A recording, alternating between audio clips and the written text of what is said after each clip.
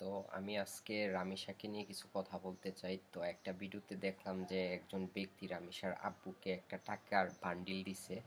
তো এটা সম্ভবত টাকাটা দেওয়া হয়েছে ওদেরকে একটা সান্ত্বনা হিসাবে, ওর বাবাকে দেওয়া হয়েছে। কিন্তু অনেকে ভাবতেছে যে এই টাকাটা দিয়ে নাকি এই ঘটনাটাকে ধামাচাপা দেওয়ার চেষ্টা করতেছে, বা রামিসার আব্বুকে কেসটা যাতে না লড়ে ওইদিকে যাতে ফোকাস করে এটা বলতেছে। আসলে বিষয়টা এটা না। আমাদের প্রধানমন্ত্রী তারেক রহমান উনি কিন্তু অলরেডি বলেছে যে 1 মাসের মধ্যে এটা মীমাংসা হবে, বা এটার একমাত্র যে শাস্তি হবে এটা হলো মৃত্যুদণ্ড।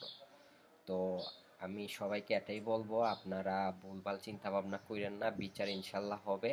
যেহেতু আমাদের প্রধানমন্ত্রী তারেক রহমান বলেছে, তো টাকার যে বিষয়টা এটা নিয়ে আপনারা উল্টাপাল্টা চিন্তা কইরেন না, ঠিক আছে? এটা হয়তো ওই এলাকার কোনো বিএনপিরই হয়তো কোনো নেতা হতে পারে, যেটা ওদেরকে সান্ত্বনা দেওয়ার জন্য টাকাটা দিছে।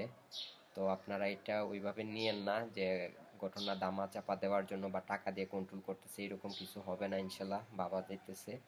তো এটাই, ভালো থাকবেন সবাই।